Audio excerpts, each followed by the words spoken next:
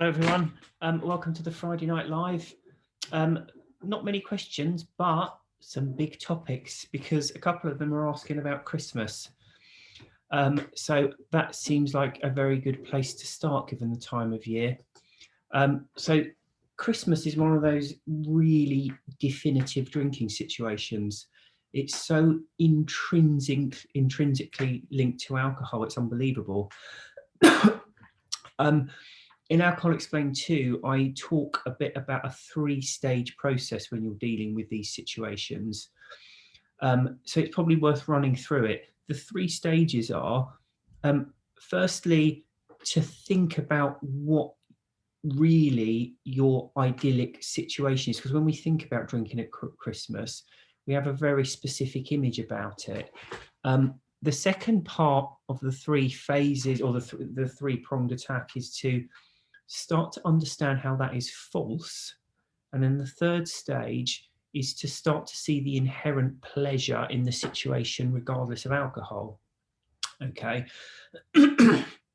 So Christmas is it's different for different people. It's, the same sort of celebration, but everyone has their own specific traditions and drinks that they associate with Christmas. So it's very difficult to be specific to every person.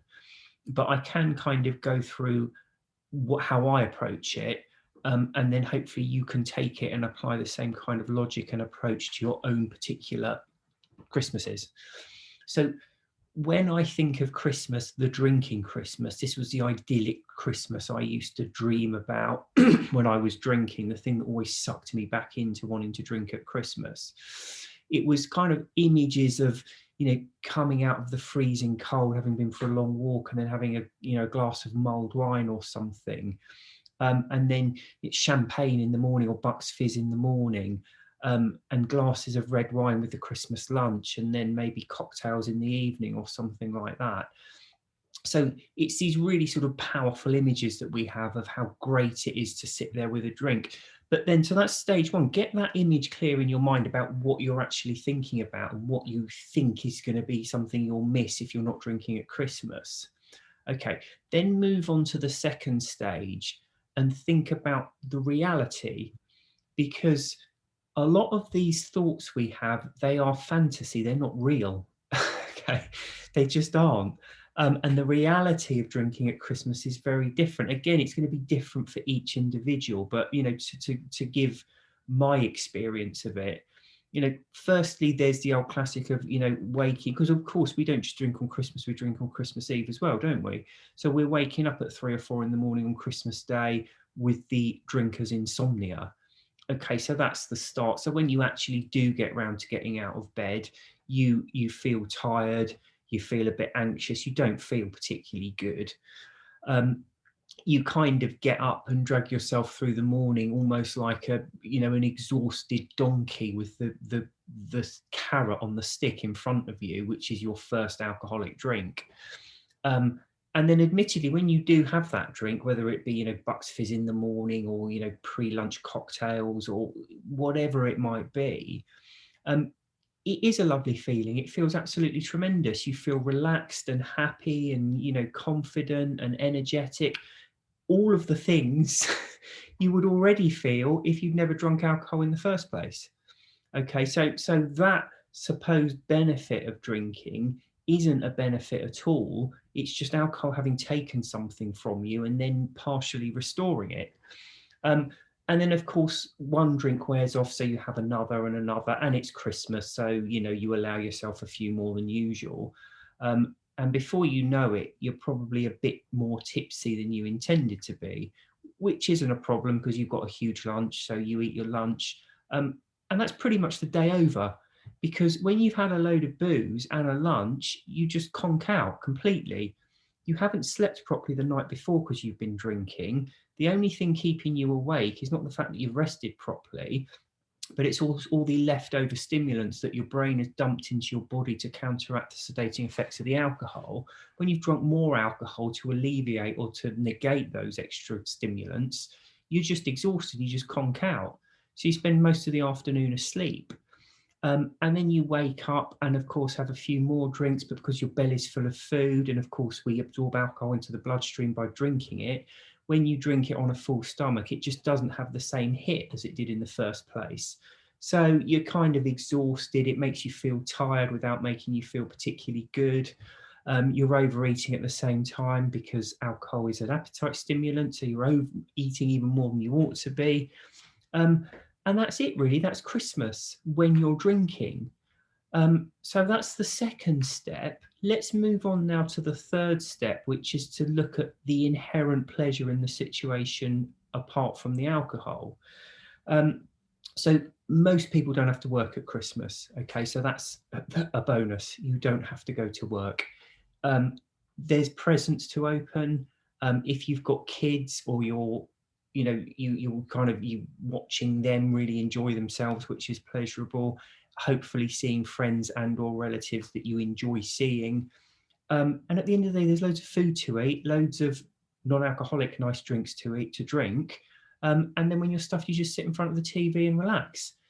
There's nothing to not like about it, except if you are not noticing any of the pleasures that are there, because instead of concentrating on that, you're taken up with an unpleasant internal debate slash dialogue about whether or not to drink.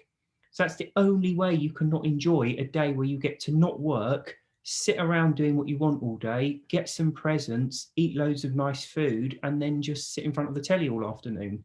The only way you can not enjoy that is if you don't notice any of it, because you're going through this, I wish I could drink, I wish I could drink, wouldn't it be nice if I could have a drink? Because if you're doing that, you're not enjoying the food, the company, the presents, none of it, because 90% or more of your attention is taken up with this unpleasant little internal dialogue. Now, in that situation, if you have a drink, yes, you will feel loads better, but not because alcohol's given you anything, purely because it's just shut up that unpleasant internal big debate about whether to drink or not. Because if you're already drinking, there's no debate there. You've done it. That's all there is to it. So as I say, I can't go through everyone's specific Christmases, but that's what you need to do. The fantasy we have about drinking at Christmas is almost entirely false. The reality is not particularly pleasant. And when you look at the pleasure in Christmas, actually drinking robs you of that, because you're just starting out anxious and tired. You sedate it and get maybe an hour at most of feeling like good and energetic before the sedation takes over. And you spend the whole rest of the day kind of half sedated, either asleep or just zero energy. There's no contest in it at all. It's kind of odd that we keep getting sucked into it. But just try and remember all of that. Try and see alcohol for what it was. It doesn't add anything to the day. In fact, it takes quite a lot. And what I've just described is the experience of the so-called normal drinker. Okay, if you consider yourself to be a heavy drinker or to have like an actual pronounced dependency on alcohol, then you can factor in a load of other good stuff like blackouts and drunken arguments and actual hangovers where you feel not just tired and a bit anxious, but genuinely ill. So what I've actually just described is your best case scenario if you're drinking. But if if you're like most people, when you start, you can't stop, and it's Christmas anyway. So, oh yeah, I'll definitely have another one. You're going to be actually hungover on the day. So anyway, for what it's worth, that's that. So that deals, I think, with the two questions on Christmas. The other thing to say is get some nice drinks in. Get some nice alcohol-free drinks in to enjoy. There's some really good ones out there these days. There's so many alcohol-free beers out there, and lots of other options as well that are very nice. Where were the questions then? There were questions about the kindling effect earlier in the week. Why is this mentioned so little generally? What happens and why does it happen? I think another issue is around terminology and the use of the word alcoholic and all the implications associated with it. what are your views on this, as I think words are important and do hold power. So kindling effect is basically a concept whereby if you're constantly stopping drinking, if you're constantly going through the withdrawal, apparently the withdrawal gets worse. And I think they've done some studies where binge drinkers are more likely to get alcohol-induced brain damage than if they're regular drinkers, which I suppose in a way makes sense, because if you're constantly going through the full withdrawal, it's going to have perhaps more of an impact on your brain than if you're just constantly drinking. The term alcoholic, I mean, I actually use it in Alcohol Explained, the first book anyway, because when I wrote it, it was kind of going out of fashion a bit, but to me, it was the word I naturally used when I talked about alcohol dependency. The reason it is going out of fashion and already gone out of fashion is because the alcoholic is the person. So it's kind of suggestive that the problem is with the individual, which is kind of weird because people get up in arms about the use of the word alcoholic, but you still hear an awful lot of people blaming addiction on genetics or underlying issues or a failure to make connections or all these other things which kind of blame the individual rather than the drug. So it's a bit odd that people get on their high horse about a term alcoholic and yet they'll still swear blind that it's all to do with genetics or some kind of trauma or something like that. There are links, but it isn't a complete circle. It's not if you don't have this, you can't get addicted. So that's why the word's going out of fashion. I mean, I generally use alcohol dependency now for what it's worth. The word is definitely going out of fashion. Why do you feel people continue to believe that individuals have to be broken or experience a crisis or bottom in order to know how or want to figure out how to move forward in life? Of course, related to booze, but I see occasional posts about this concept in general. I think the problem is there's a few issues here, but don't forget the effects of fading affect bias and ambition, of which I talk about in both books. And also don't forget the fact that when we feel ill, we feel less resilient, and particularly when we've been drinking, because of that interruption to our brain chemistry, our chemical balance in our brain is out of whack. So we feel very timid and afraid. So what you often get is a dynamic with people where they wake up, everything looks awful, including their drinking. So they, oh my God, I can't keep going like this. I need to stop. So they stop for a few days and then they start to feel better. This is more among binge drinkers. This is what I used to do. And they start to feel better. And within a few days, the brain chemistry is back to normal. They've had a few days sleep. They're feeling fine and they're just laughing it all off as not a problem. And people can go through that kind of cycle for years and years and years. And it takes a real kind of rock bottom moment to drive home to them that they do have a problem. And it's that then prompts them to stop long term. So there's a dynamic there that's kind of understandable, but it's kind of created this belief that there's no point trying to stop unless you have your rock bottom. And it does kind of make sense because, if you don't have, if you're just a sort of a heavy drinker, but nothing particularly bad happens, it's very easy to convince yourself that you don't have a problem. And let's again remember the dynamic here. People aren't approaching this question in the right way. They are not approaching their alcohol consumption they're not approaching it by saying to themselves, what is this thing actually doing to me? What is it doing for me? What is it taking from me? Because if it's taking more than it gives, I don't want it in my life anymore. That's what they should be doing. But they're still harking back to this kind of 1930s view that, am I alcoholic? No, carry on. Yes, stop. So to accept that you have a problem, you have to hit rock bottom. So it's all kind of tied up in this, alcoholic, the problems with the individual. If you don't have a problem, drinking's fun, so just keep doing it. And it's all kind of tied up in that. But, I completely agree. People shouldn't be approaching it that way. They should be approaching it as, think of a business opportunity, an investment. You're going to put money into it. Your only concern is, are you going to get more out than you put in? It's that simple. If you invest £10 and you get £15 out, you do it. But if you invest £10 and get £2 out, you don't. That's how you'd approach that. Why would you approach anything else in your life any differently? Can you talk about one day at a time being willpower versus changing your identity to a non-drinking? So many folks are white knuckling one day at a time. Months sober, still suffering and feeling deprived. I feel like they are missing the point, which is to have a peaceful non-alcohol life. Well, I'm going to think that's true. The ideal. So the worst case is to be drinking. If you can stop any possible way, you will be better off. Absolutely. So if you are white knuckling it and doing one day at a time, that's better than drinking. But obviously the ideal shouldn't be that. It should be, I don't want to drink anymore. I'm perfectly happy to stop. And it feels very good to have stopped. Thank you very much. And obviously, as I say, there's a scale there. It's better to be doing it, white knuckling it in one day at a time than to be drinking.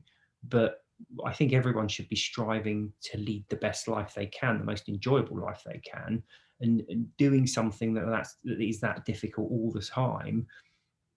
If that's the only way you can do it, then fine. But it does feel like, certainly I and a lot of other people have found better ways of doing it, i.e. to give up completely and to celebrate and enjoy the sober life.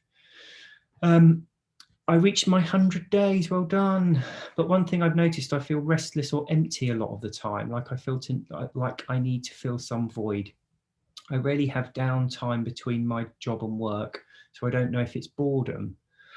It's a hard feeling to describe. I know I don't want to drink, but I don't know what this feeling is or if it's normal. Well, I suppose it's normal if you've got something missing in your life. Don't forget, when we're drinking, we spend a lot of time drinking.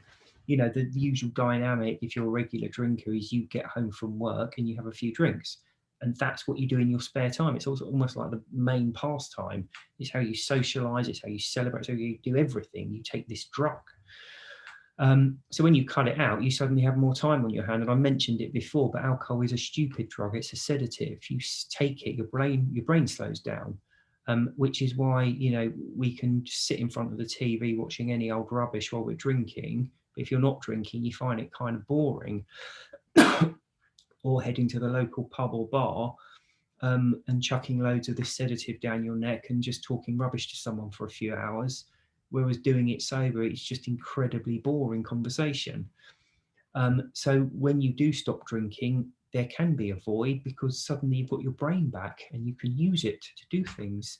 And also you have a lot more energy, which again, drinkers tend to be tired and lethargic all the time. So they get in from work and they just want to sit on the sofa, take their drug for a few hours and experience some kind of sedation, and then go to bed to toss and turn restless all night because of the effects of the drug and wake up even more tired than when they started. But when you stop, particularly like 100 days, 3 months or so, your brain chemistry is definitely back to normal. You're probably sleeping better, your heart rate's lower, you've got more energy. So getting in from work and just sitting around for a few hours and then going to bed probably just isn't satisfying for you. I can't tell you what to do, but find something. There must be something that interests you outside of work. Like I read, I exercise, I do all this kind of stuff, all sorts of things you can do. So I would try and think about doing something outside of work. That's all the questions this week. It's only 20 minutes in, so I'm terribly sorry. It's been a bit of a short one. I hope it's been useful for everyone. I'll just see if I've got any questions on the chat. I don't think there are. In which case, I'll have an early night. So thanks for tuning in, everyone.